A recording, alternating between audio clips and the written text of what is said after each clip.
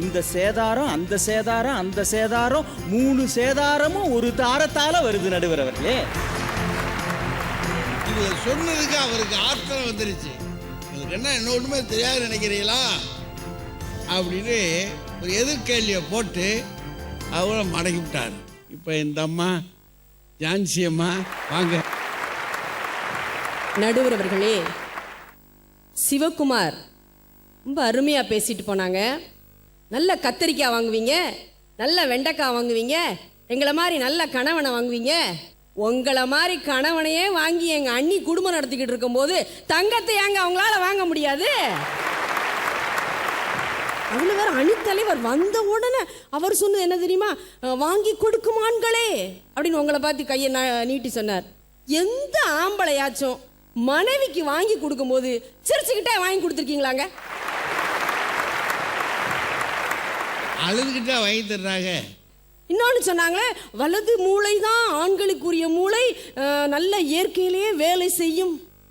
இயற்கையிலேயே வேலை செஞ்சிட்டாலும் ஒரு கூறுபாடு இருக்காது அந்த மூளைக்கு. என்னன்னு கேளுங்க, பெண்கள் ஒரு பெண் குழந்தை பிறந்தவுடன் முன் யோசனையா யோசிக்க ஆரம்பிச்சிருவாங்க. ஐயோ 20 வயசுல வளர்ந்து பெரிய பிள்ளையா நிப்பாளே, அவளுக்கு சேர்க்கணுமேன்னு சொல்லி தங்கத்தை வாங்கி வாங்கி சேர்த்துக்கிட்டு இருப்பாங்க. முன் யோசனை கூடியவள் பெண். ஏன் கேளுங்க, ஒரு கிராமா வாங்கினா ஒரு வருஷத்துல 1.5 பவுன் சேர்த்துருவா. அந்த பிள்ளை 20 வயசானா 30 பவுன் அவ கையில, வீட்டுக்காருக்கு தெரியாம பெண் பார்க்க வருவாங்க. இவரை உட்கார வச்சிருக்கும். மாப்பிள்ளை நல்ல சம்பாத்தியம் பண்ற ஆண்மகன் 100 பவுன் கேட்பாங்க. ஈஸியா கேட்பாங்க. கேட்கும் போது இவர் தான் பேசணும் இல்லையா? அந்நேரம் ஆடு திருநவை முழிச்ச மாதிரி முழிச்சுக்கிட்டு பக்கான்னு முழிச்சுட்டு உட்கார்ந்துருப்பார். ஆக இந்த பக்கம் உட்கார்ந்துருக்க ஆளுகள்லாம் ஆடு திருடுன ஆளுங்க. நடுவர்களே, அந்நேரம் கூப்பிடுவா, உள்ள வாயா, கண்ணாலே கூப்பிடுவாங்க. அதாங்க அதுல ஒரு ஸ்பெஷல். உடனே அவர் டக்குன்னு எந்திச்சு நடந்து விறுவிறுன்னு போவார். என்னம்மா 100 பவுன் கேட்குறாங்க, என்ன செய்ய? சரின்னு சொல்லுங்க. ஏ என்னம்மா இப்படி பேசிக்கிட்டு இருக்க? நம்ம கையில் எங்க இருக்கு? எனக்கு போட்ட 50 பவுன் இருக்கு, நான் ஒரு 30 பவுன் வச்சிருக்கேன். 30 பவுனா எப்படி வச்ச எனக்கு தெரியாம? அப்பதாங்க இருக்கும் அந்த ஒரு கிராம் சேமிப்பு. வாங்கி உடனே சொல்லி 20 பவுன் உங்களால போட முடியாதா? 100 பவுன் போடுவாங்க, நம்ம பிள்ளைய நல்லா கட்டி கொடுப்போம்னு சொல்லி கட்டி கொடுப்பா. பார்த்தீங்களா? அங்கதான் சார் பெண் நிக்கிறா, தங்க நகை வாங்குவதில் தேர்ந்தவளா நிக்கிறா. பார்த்தீங்களா? இப்பெல்லாம் நகை கடையில் எடுத்துக்கிட்டிங்கன்னா ஏசி, ஏர் கூலர் ஃப்ரீ. ஆனால் அவன் மசியவே மாட்டாங்க. இவருக்கு ஆசை இருக்கும், வீட்டில் ஏசியை மாட்டிடுவோம், ஏர் கூலர் இருக்க முடியலம்மா, சும்மாரியா, அதுக்கு எவ்வளோங்க ரேட்டு? அதுக்கு 1 கிராமா 2 கிராமா கொடுத்துருங்க சொல்லி வாங்கிடுவாங்க. எங்கள் ஊர் பக்கத்துலலாம் ஒரு மாதத்துக்கு 1000 ரூபான்னு கட்டுவோம். அந்த 1000 ரூபாயை கெட்டிட்டு மட்டும் வர மாட்டோம், ஒரு நோட்டு போட்டு ஒரு சிட்டை போட்டு அன்னைக்கு தங்க ரேட்டு என்ன மில்லி கிராம்ல கூட வர வச்சுட்டு வந்துருவாங்க. அதுதான் சார் பெண். நீங்க எத்தனை பேர் அப்படி வர வைப்பீங்க? இன்னைக்கெல்லாம் காலைல வரும்போது ட்ரெயினில் ஒரு அம்மா என் கூட பேச ஆரம்பிச்சிச்சு. பார்த்துட்டு என்கிட்ட கேட்டுச்சு, அம்மா நீ போட்டிருக்க வழியில் 4 பவுன் இருக்குமா? கரெக்டாக சொல்லிச்சுங்க. அதான் பொம்பளை, அதான் பெண். கண்ணாலே பார்த்து கேப்பா, நீங்க போட்டிருக்க செயின் 4 பவுனா 2 பவுனா 3 பவுனான்னு கேட்டுட்டு, இது எங்கம்மா செஞ்ச, எந்த கடையில் வாங்கின, எவ்வளவு சேதாரம், இத்தனையும் விசாரிப்பவள் பெண். இன்னொன்னு BIS ஹால்மார்க் இருக்கான்னு சொல்லி பரிசோதித்து வாங்குபவர்கள் பெண்களாகத்தாங்க இருப்பாங்க. உள்ள எடுத்து நோண்டி நோண்டி பார்ப்பாங்க, பார்த்து அந்த முத்திரை இருக்கா அப்படின்னு பார்த்து தாங்க வாங்குவாங்க. இன்னைக்கு அட்சய திருதி சித்திரை மாசம் வந்துச்சுன்னா கடையில் யார் கூட்டங்க ஜாஸ்தி? யார் கூட்டம் ஜாஸ்தி? அலமோதுங்க. அது பெண்களுடைய கூட்டமாகத்தான் இருக்கும். ஏனென்றால் அந்த நாளில் 1 கிராம் வாங்கினாலும் வீட்டுக்கு அதிர்ஷ்டம் வருங்கிற ஒரு நம்பிக்கைங்க. அப்படியாச்சும் வச்சு உங்களை வாழ வச்சுக்கிட்டு இருக்காங்களே, அவங்கள போய்கிட்டு வாங்க தெரியாது வாங்க தெரியாது இவங்க 3 பேர். அதெல்லாம் இல்லை நடுவர் அவர்களே.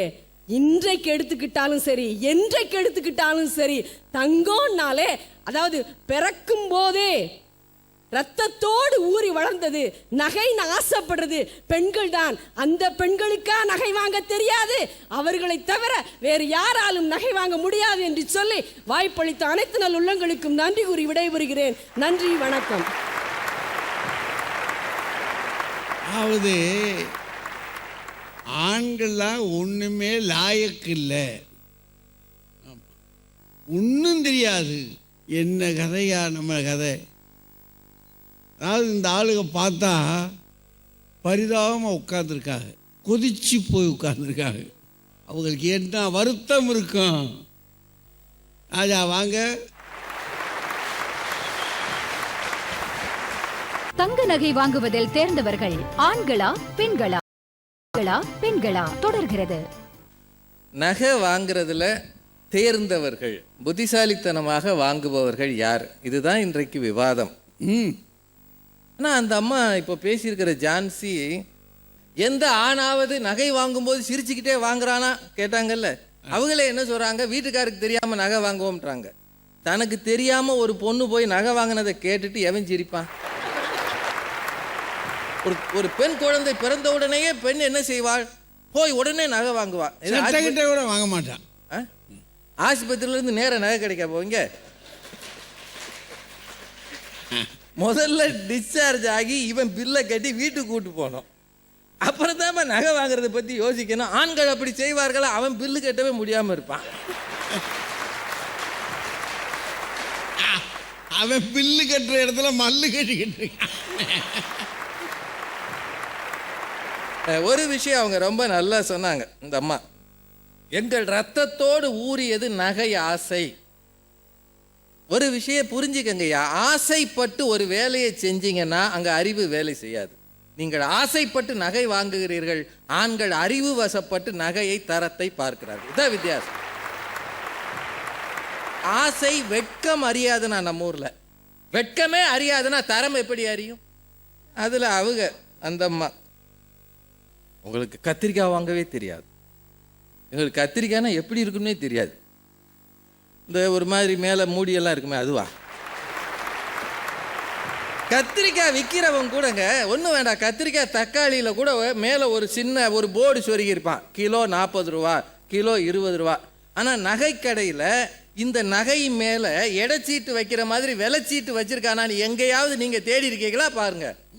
ஆண்கள் கேட்பான், இதனுடைய நகை எடை எவ்வளவு, இதுக்கு என்ன விலை? இந்த கேள்வியை கேட்கிற தெரிந்தவன் ஆண். நீங்கள் கத்திரிக்காய் வாங்க போயிட்டு கொசுறு வாங்குவது அப்படின்றது யாருங்க? கொசுறு கேட்ட பழகினது பெண்கள். ஆண்கள் ஒரு நாள் அதை கேட்க மாட்டான். இந்தாம்மா கரெக்டாக போடு, கொசுறு தர, நீ இதில் கம்மி பண்ணிடாத.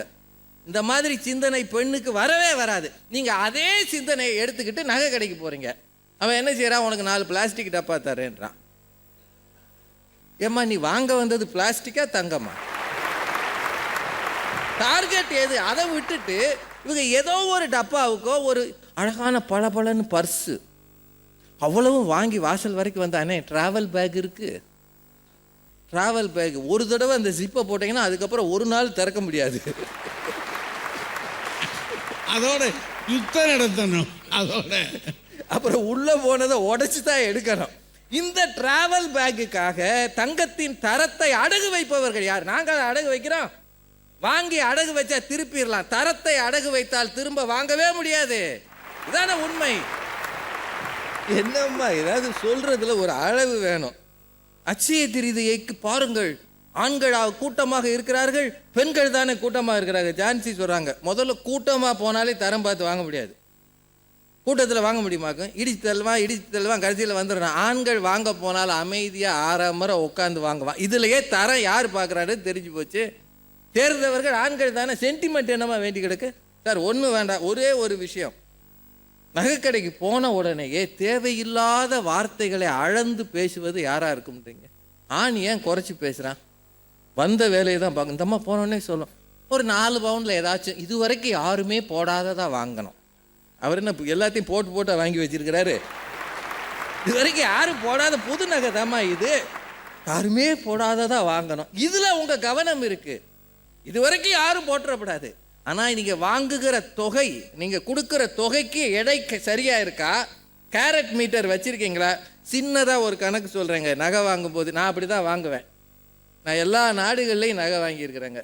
ஒன்றும் வேண்டாங்க, நகை எடை, கல்லெல்லாம் நீக்கின எடைன்னு ஒன்று இருக்குது. அந்த எடையும் நீங்கள் ஒரு கிராமுக்கு எவ்வளவு எடைன்னு அங்கே போர்டில் இருக்கும், அதையும் பாருங்கள்.